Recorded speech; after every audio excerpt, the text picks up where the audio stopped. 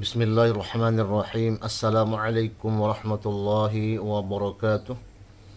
Alhamdulillah. Allahumma salli wa sallim ala sayyidina Muhammadin bil lisani jami'ati fi hadratil wasi'ah salatan tamuddu biha jismi min jismihi wa qalbi min qalbihi wa ruhi min ruhihi wa sirri min sirrihi wa ilmi min ilmihi wa amali min amalihi wa khuluqi min khuluqihi wa wijhati min wijhatihi wa niyati min niyatihi wa qasdi min qasdihi wa ta'udu barakatuhu alayya wa ala awladi wa ala ashabi wa ala ahli asri ya nur ya nur ya nur ij'alni nurum yakin nur. Sahabatku dimanapun kalian berada, di pagi hari ini harapan saya semoga kalian selalu dalam keadaan sehat walafiat dan segala hajat-hajatnya Allah kabulkan, dan yang sakit semoga cepat sembuh dari penyakitnya, amin ya rabbal alamin. Untuk mempersingkatkan waktu biar tidak terlalu panjang videonya, mari kita dengarkan penjelasan dari Gus Raumil bahwa Gus Raumil telah menjelaskan tentang kitab sejaman tentang nasab Ba'alawi. Selamat untuk menonton video ini, semoga bermanfaat. Oke, next. Saya berusaha mengawali dari bagaimana cara ulama nasab mengisbatkan nasab ya. Nanti itu saya berikan insight betapa pentingnya sumber sezaman. Jadi ada musalamat antara saya dan Kiai Imad bahwa bukti sezaman itu perlu. Kendati pun demikian, saya fokusnya ada di sejarah, kajian historis, dan akan mengkritik apapun yang bisa dikritisi dari kajian historis. Nah, untuk ulama nasab ternyata memiliki kaidah ilmiahnya sendiri. Mereka memakai kaidah tasamu atau syura istifadoh. Bisa dilihat ya. Ada 4 macam paling tidak, berarti kan catatan dari keluarga yang sahih. Terus yang kedua syura istifadoh atau biasa dikenal dengan tasamu, bisa didengarkan kayak Gus Hasan ini bin siapa, semua orang di Bondowoso mengerti, dan itu adalah yang dimaksud dengan syura istifadoh. Syura belum tentu istifat, dan mustafad belum tentu syura. Keduanya bisa jadi berbeda, tapi salah satu di antara keduanya bisa sahih untuk mengisbatkan nasab. Selanjutnya ada al-ikrar, berarti kan konsistensi dari sebuah ikrar, dan yang terakhir adalah seperti Mahdi Rojai yang mengisbatkan Ba'alawi ketika diragukan mengirimkan surat, itu bentuk dari tahqiq seorang muhakkik itu. Nah, problemnya saya bawakan dari Muqaddimat fi ilmin ansab. Ini kitab baru karena saya ngerasa paling representatif. Kenapa ada gugatan seperti Kiai Imad gitu? Karena jika suhra wastifado itu berlaku sepanjang masa, kenapa orang yang dikenal sebagai anak dari leluhur dari seorang mujtahid mutlak bisa sampai tidak tercatat? Jika suhra wastifado itu dikenal, kenapa nampaknya tidak pernah sekalipun dinotis oleh ulama di masanya? Jika suhra wastifado itu berlaku sangat umum, kenapa tidak ada satupun bukti bahwa dia itu ada? Itulah kenapa Kiai Imad itu bertanya-tanya, sebenarnya Ubaidillah bin Ahmad al-Muhajirin benar-benar ada atau tidak gitu. Makanya di redaksi yang selanjutnya ya, ketika ada bukti yang dimaksud dengan bainah sorihah, Kiai Imad memiliki definisi yang berbeda dengan saya. Asy-Syajarah al-Barakah beliau anggap sebagai bainah sorihah. Bainah sorihah itu bisa dipakai untuk mengibtol nasab. Jika memang kemutawatiran misal Gus Umar bin siapa itu udah syuhra wastifado, ketika ada bukti sahih seperti keluaran Dukcapil mengeluarkan Gus Umar adalah bin orang lain, itu bisa membatalkan syuhra wastifado. Begitupun sebaliknya. Nah, slide yang kedua, saya ngasih satu contoh lagi bahwa mengibtol nasab itu bukanlah selanjutnya Kang Admin.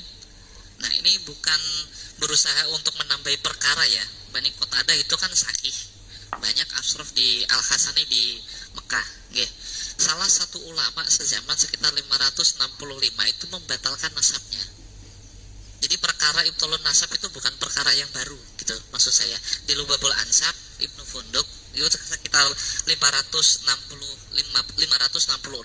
itu membatalkan salah satu datuk bil ittifaq ya.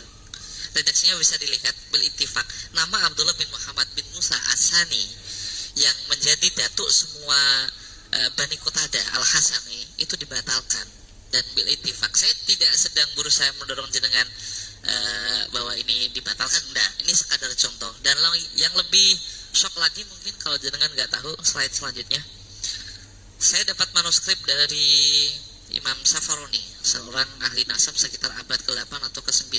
Bisa dibaca. Kira-kira siapa tokoh yang sedang beliau batalkan nasabnya?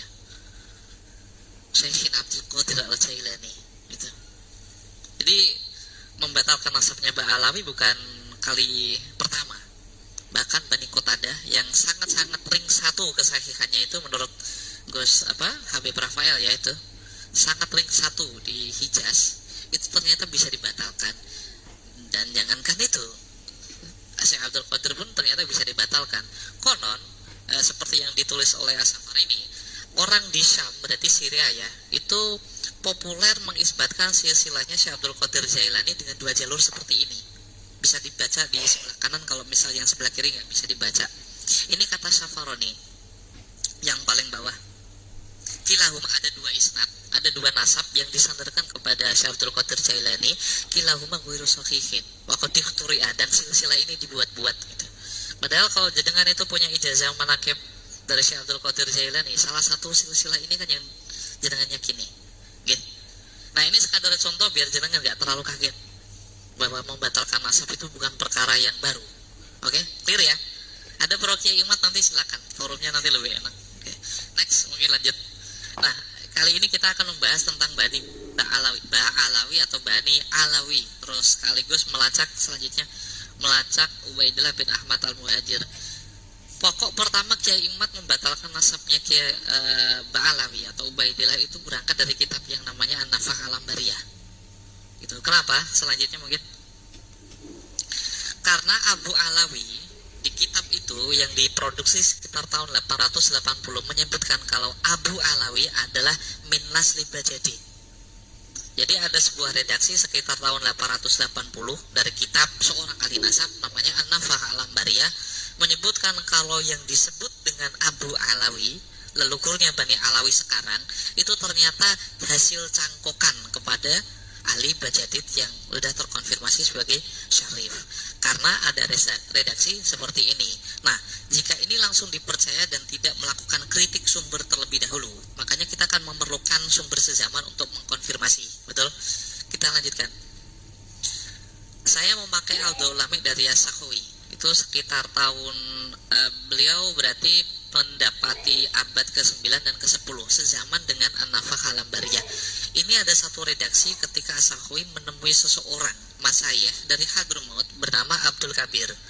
Abdul Kabir ini datang ke Mekah dan menemui Sakhawi, memberikan kabar. Dia itu hidup sekitar tahun abad ke-6 dan menemukan sekitar 4 orang Abu Alawi. Salah satunya adalah yang paling bawah, Abdurrahman Asyarif. Abi Bakar ini ayahnya dari Ali As-Sakran, mu'allif Burqatul Musiqah. Terus Umar Al-Mukhdar, Abi Hasan, itu semuanya disebut dengan Abu Alawi. Nah, ada satu kontradiksi ketika An-Nafah Al-Ambariyah mengatakan Abu Alawi adalah anak dari Bajadid. Kenapa rekomendasi atau informasi dari As-Sakhawi mengatakan bahwa Abu Alawi diberikan kepada julukannya kepada 4 orang yang dia temui dari Abdul Kabir. Jadi ada informasi bernama Abdul Kabir, dia datang ke Mekah. Sakhawi itu kan penduduk Mekah waktu itu, menulis kitab Daul Ulama. Dia menginformasikan Abdul Kabir itu seorang ulama Yaman, datang kepada saya memberikan informasi bahwa di Yaman itu ada 4 orang yang disebut dengan Aba Alawi. 4 orang itu seperti yang disebutkan. Next. Nah, selanjutnya ini kitab yang tidak dimiliki oleh Kiai Imat, saya dapat itu masih anget ini, makanya belum saya restorasi. Ini sekitar tahun 855. Ini kitab sezaman dengan An-Nafah Al-Ambariyah. Untuk memastikan bahwa sumber sezaman itu penting mengkonfirmasi hal ini. Jika benar Abu Alawi adalah orang yang menjadi keturunan dari Bajadid, adakah yang bisa menjelaskan sebaliknya? Ternyata ada. Satu tadi dari Sakhawi ya, dari Al-Daul Lami. Terus saya bawakan kitab yang belum direstorasi sama sekali bernama Jawharus Safaf. Itu sekitar 855. Nah, ketika Kiai Imat mengatakan Abdullah bernama Ubaidillah, di Tasghir itu dimulai dari Sayyid Ali As-Sakran, pemilik Al-Burqatul Musiqah. Kitab ini ditulis pada sekitar tahun 820. Ali As-Sakran itu lahir 818. Jadi ketika kitab ini ditulis, orang yang dianggap Kiai Imat memulai nama Ubaidillah sebagai pencangkokan kepada Bajadid masih berumur 2 tahun. Itu. Jadi ini kitab paling awal yang bisa membatalkan teori bahwa Ubaidillah itu dimulai oleh Ali As-Sakran. Nah, informasinya seperti ini. Informasi ada yang paling tengah itu ada garis merah. Konfirmasi tentang 3 orang keturunan Alwi, Bajadid, berarti Jadid dan juga Basri, sama-sama anak dari Ubaidillah. Dan mereka semua adalah keturunan dari Abu Alwi yang tidak lain bernama Ubaidillah itu sendiri. Gitu ya? Oke, next. Bukti yang keempat, ini berarti asuluk fi tabaqatil ulama yang wal muluk. Berarti saya sudah mendatangkan 1, 2, 3 kitab. Nanti ada satu terakhir itu ulama yang menangi sezaman dengannya dan setelahnya. Asuluk itu mengonfirmasi sekitar 9 nama. 9 nama yang menjadi keturunan dari Ubaidillah. Jika Anda melihat hal seperti ini tanpa memperhatikan sebelumnya bahwa surah wasifadah tahqiq dari seorang muhakik itu tidak bisa, maka dengan nanti seperti Kiai Imad ketika melihat asuluk fi tabaqatil ulama wal muluk. Ini kitab sejarah, ini kitab tabaqat. Bisa nggak kitab sejarah itu dipakai untuk mengisbatkan silsilah seseorang? Saya jawab bisa. Kiai Imad tidak. Kenapa? Kita memiliki definisi yang berbeda.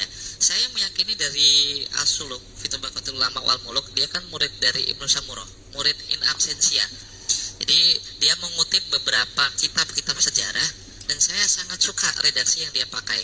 Laula tarikh la juhilatil ansab wa matatid dual bimauti zu'amaiha. Jika tidak ada ilmu tarikh, maka seluruh nama ini, Anda bisa lihat nama-namanya, tidak akan berarti apa-apa. Anda tidak akan mengetahui siapa itu Ahmad Al-Muhajir, siapa itu Ubaidillah, siapa itu yang paling atas ya, siapa itu Ali, siapa itu Muhammad, siapa itu Muhammad lagi, siapa itu Ja'far Shadiq, siapa itu nama-nama ini tidak akan Anda bisa pahami jika Anda tidak memiliki kemampuan untuk ilmu sejarah. Makanya usulnya dari ilmu nasab itu saya meyakini adalah ilmu sejarah. Jika furu, ya kita ngerti ya, furu kan nggak bisa, usul kan nggak bisa berdiri di atas usul. Furu usul nggak bisa berdiri di atas furu. Makanya ilmu nasab itu nggak bisa berdiri jika tidak berdiri di atas ilmu sejarah. Tanpa pengetahuan apapun tentang Ahlul Bait lah, kira-kira nama ini tanpa ilmu sejarah bermakna atau tidak nama-nama ini? Siapa itu Ali? Siapa itu Muhammad? Siapa itu, kelihatan ya? Siapa itu Jadid? Siapa itu Abdullah? Terusannya, siapa itu Ja'far Shadiq? Siapa itu Muhammad Al-Bakir? Al-Bakir itu bermakna apa? Jika tidak memiliki kemampuan tentang sejarah, ini tidak akan berarti apa-apa. Nah, bedanya Kiai Imad dengan saya itu, beliau hanya kolot memakai kitab nasab. Sementara Al-Janadi sendiri itu memakai ilmu sejarah. Dan ini buku tentang tabaqat sejarah. Nah, bisakah dipakai? Sangat bisa. Karena saya mendapati beberapa kitab nasab seperti Al-Ubaidillah memakai kitab-kitab sejarah untuk sebagai landasan. Tanpa kitab sejarah kita tidak akan tahu siapa itu orang yang disematkan dengan Al-Bakir.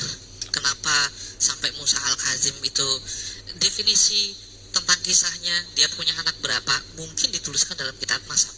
Tapi tanpa ilmu sejarah, nama itu tidak akan bermakna.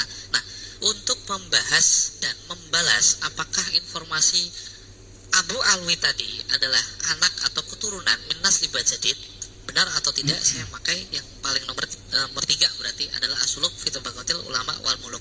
Nah, kitab ini paling tua, lebih tua dari An-Nafakh Al-Ambariyah. Dia menjelaskan secara sharih bahwa Ali adalah Bajadid. Sementara 7 nama dari Ba'alawi adalah saudara yang lain. Next mungkin. Nah, sorry belum saya tandai, tapi yang ini adalah 7 nama dari Ba'alawi. Jadi konfirmasi buku sezaman itu bisa membantah An-Nafakh Al-Ambariyah yang dipakai oleh Kiai Imad ketika beliau mengatakan bahwa Ba'alawi di abad ke-9 itu mencangkokkan namanya ke Bajadid. Jadi konon menurut klaimnya Ba'alawi itu, Imam Ubaidillah punya anak 3, yaitu Alwi, Jadid, dan Basri. Dan Kiai Imad mengira dan menuduh juga bahwa Ba'alawi, nama Alwi itu dicangkokkan kepada Jadid. Jadid itu pun hasil dari cangkokan karena muncul baru pada abad ke-8, yaitu dari kitab As-Suluk. Oke, next. ini kitab tadi 3 kitab sezaman sudah membantah dengan sangat sorry ya bahwa Abu Alwi bukanlah keturunan dari Bajadid. Nah, kebetulan saya menemukan manuskrip dan ini sedang direstorasi. Ternyata ada saktun nasakh, jadi zaman dulu itu tidak ada penerbit. Orang-orang itu menuliskan kitabnya itu dikasih ke rentalan orang-orang. Misal Gus Umar punya profesi sebagai seorang nusakh, penulis kitab. Ya, dia dibayar untuk melakukan itu. Nah, kadangkali yang menasakh itu, yang menyalin kitab yang menjadi nusakhnya itu kadangkali keliru menulis. Makanya dalam dunia sumber primer itu sangat penting biar jenengan tahu apa yang dimaksud, apa yang sedang ditulis oleh seorang mu'alif di kitabnya. Kadangkali kita tidak menemukan kebenarannya hanya lewat kitab versi modern. Perlu muhaqqiq juga, perlu kitab asli juga. Nah, di An-Nafa Al-Ambariyah yang diproduksi setelah 880 itu, kelak nanti saya akan unggah dan saya akan buktikan ketika informasi Abu Alwi adalah keturunan dari Bajadid, itu adalah kekeliruan dari seorang penasakh kitab. Jadi seorang pegawai yang menulis kitab itu loh, terus dikasihkan ke orang-orang. Kalau sekarang kan main enak ya, fotokopi, bisa dicetak 1000 eksemplar udah jadi. Dulu itu enggak. Biasanya kitab ini ditulis oleh seseorang, dibayar, diberikan kepada orang lain, diberikan kepada orang lain, diberikan kepada orang lain. Di belakang sampulnya dikasihkan isnad. Saya mendapatkan ijazah kitab ini dari Fulan, Kiai Fulan dari ini tahun ini. Nah, dari sanalah saya bisa menemukan Bajadid dan Mbak Alawi dari bukti-bukti material. Kita lanjutkan aja. Ini sebelumnya. Ini bukti yang setelah dari An-Nafa Al-Ambariyah. Bukti yang sangat faktual. Dia sangat sezaman dengan An-Nafa Al-Ambariyah, tapi dia membuktikan bahwa Mbak Alawi yang paling merah yang paling bawah, Bani Abu Abad atau di Hadramut bisa disebut dengan Mbak Abad, itu ternyata punya kekerabatan dengan beberapa Bani Ba'alawi. Makanya saya itu menemukan bukti historisnya ternyata bukan di Yaman ya, ternyata di Oman, Solalah, berarti Kesultanan Oman sekarang. Nah, salah satu petunjuknya adalah ketika saya mencari siapa yang bernama Mbak Abad ini, ternyata mereka berketurunan sampai sekarang, menceritakan kisahnya, menceritakan hubungan kekerabatan dengan Mbak Alawi ketika di masa lalu. Dan dari sini udah ada konfirmasi kalau Aba Alwi bukanlah orang lain kecuali dia itu julukan bagi keturunan Ubaidillah, dan Aba Alwi itu adalah kunyah yang diberikan kepada Ubaidillah bin Ahmad Al-Muhajir. Jadi sudah ada kitab 3 sezaman dan lebih tua dari An-Nafa Al-Ambariyah, dan yang sezaman, satu kitab sezaman dengan An-Nafa Al-Ambariyah yang bisa membatalkan klaim bahwa Aba Alwi mencangkukkan nasabnya kepada Bajadid. Oke, next. Terus ini saya presentasinya sedikit kok. Habis ini kita langsung dialog. Ini konfirmasi historis yang saya dapatkan dari bukti-bukti isnad. Next. Kebetulan saya temukan ini dari Oman. Teman saya Abu Umar itu yang merestorasi. Saya dapat nama itu dari yang paling bawah, yang tulisannya nggak bisa dibaca itu. Ini bukti bahwa Bajadid itu mendapatkan isnad kitab Sunan Turmuzi dari Imam Al-Harawi yang paling kanan. Jadi Muhammad Bajadid itu anaknya Ali Bajadid, itu pada tahun 653 mendapatkan isnad dari Hasan bin Rosyid dari Ali Bajadid. Ali Bajadid ini mendapatkan isnad dari Muhammad bin Abdullah Al-Harawi tahun 591. Jadi sekitar hampir 150 tahun lah. Yang awalnya 550 tahun saya tawar menjadi 150 tahun lewat isnad ini. Next. Sedikit lagi selesai. Next lagi mungkin. Oke, ini isnad untuk Mbak Alawi. Gak ada habaib di sini ya. Kebetulan gak ada habaib ya. Oke. Sayangnya gak bisa di zoom. Ini kitab yang paling atas ini, Sana Salasin Wasitimi'ah, berarti sekitar tahun 690. Bisa di zoom gak sih? Gak bisa ya. Jadi sip. Tolong di bold mungkin. Ini bentuk isnad seseorang di masa lalu. Jadi setelah saya belajar tentang manuskrip sekarang, akhirnya saya sangat menghormati kesarjanaan itu. Jadi ilmu yang sampai kepada kita ternyata melewati pundak-pundak seorang intelektual seperti ini. Jadi yang paling atas itu Sami'a Jami'ah Hadzal Majlad Ar-Rabi'ah, berarti kitab As-Sunan Turmudi. Ada seseorang mendapatkan, menghatamkan kitab ini kepada seorang kiai, fokuskan kepada tahunnya ya. Dia mengijazahkan, dia mendapat ijazah itu sekitar 697. Di bawahnya itu ada silsilah dari isnad. Sunan Turmudi yang sampai kepada saya ternyata isnadnya dari abah saya, dari sini, dari Mbah Mun, dari Mbah Zubair, dari sini, dari sini. Seperti inilah yang dituliskan ulama di masa lalu. Dan dari sini saya temukan nama Asyarif Al-Alama Abi Abdillah Muhammad bin Abdurrahman bin Alwi bin Muhammad Al-Faqihil Muqaddam. Mbak Alawi dituliskan di sini salah satu cucunya dari Faqihil Muqaddam, cucu dari Ali Kholek Kosam, ternyata belajar Sunan Tirmidzi dari seseorang di masa lalu menjadi mujiz yang ketiga. Dan ini manuskrip sebuah isnad tahun 697. Kira-kira dapat di tahun berapa? Nah, ini bisa dikonfirmasi lewat sumber sezaman. Dengan cara ini, ketika saya komparasi dengan Al-Muqibun karya Mahdi Rojai, tepat disinilah saya bisa menemukan ini loh, cucunya Faqihil Muqaddam ternyata mendapatkan isnad Sunan Tirmidzi dari seorang kiai. Ini yang saya maksud dengan bukti material. Next, ini yang paling terakhir kayaknya. Dan ini yang paling unik ini. Waktu terakhir, ini yang Masjid Alawi. Setelah ini mungkin Kiai Mat itu kan sebelumnya menginsinuasi penemuan saya tentang Masjid Ubaidillah, Masjid Alawi. Nah, itu masjid baru itu, direstorasi baru abad ke-9. Saya buktikan itu keliru. Yang bawah ini kayaknya kan. Ini ada isnad, seseorang mendapatkan isnad di tahun, bisa di zoom mungkin.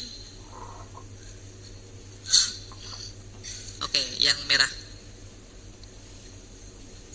Bawain lagi, drop. Apa ya, bawah.